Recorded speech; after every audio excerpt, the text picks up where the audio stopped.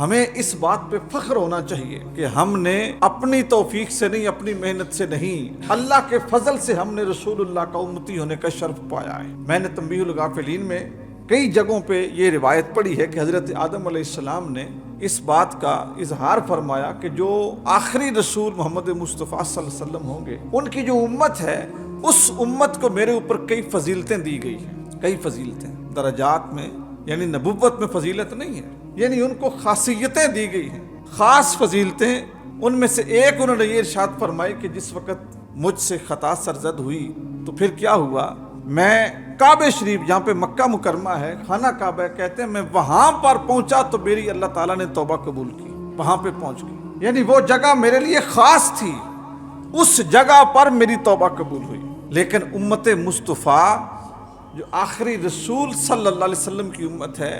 اس کے لیے اللہ تعالیٰ نے یہ فضیلت رکھی، یہ فراخی رکھی، یہ وسعت رکھی کہ دنیا کے کسی کونے میں چھپ کے، اندھیرے میں، تنہائی میں، خلوت میں، لوگوں کو پتہ ہی نہ چلنے دیں، دو آنسو اپنے رب کی حضور کسی جگہ پہ بہا دیں، پروردگار ان کی مغفرت فرما دیتا ہے، ان کے گناہوں کو معاف کر دیتا ہے، ان کی لغزشوں پہ پردہ پوشی کر دیتا ہے۔ پھر فرمایا کہ جس وقت مجھ سے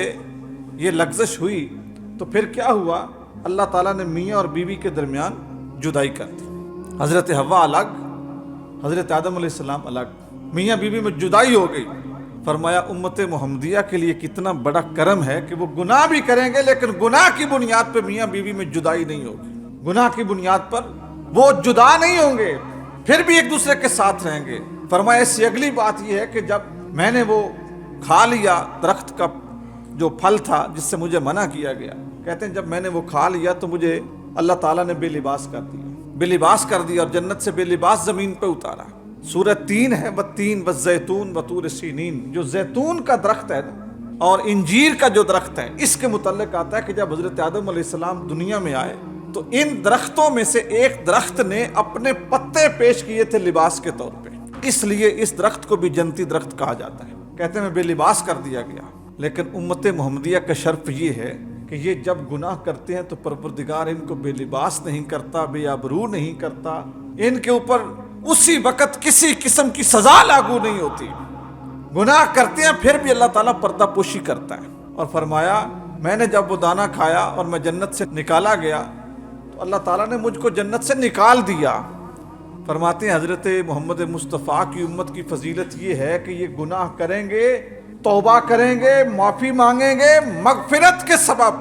اللہ تعالیٰ ان کو جنت میں داخل کر دے گا، یہ جنت میں داخل کر دیے جائیں گے۔ اللہ تعالیٰ فرمائے گا کہ تم نے توبہ کر لی، میں نے تمہیں بخش دیا۔ دوستان گرامی، ہمیں اس بات پہ فخر ہونا چاہیے کہ ہم نے اپنی توفیق سے نہیں، اپنی محنت سے نہیں، اللہ کے فضل سے ہم نے رسول اللہ کا امتی ہونے کا شرف پایا ہے۔ یہ خدا کا خاص کرم ہے، ہم نے کوئی محنت نہیں کی، ہم نے اس کے لیے کوئی جد و جہد نہیں کی، ہم نے اس کے لیے کوئی کوشش نہیں کی، ہم نے کوئی قربانی نہیں دی،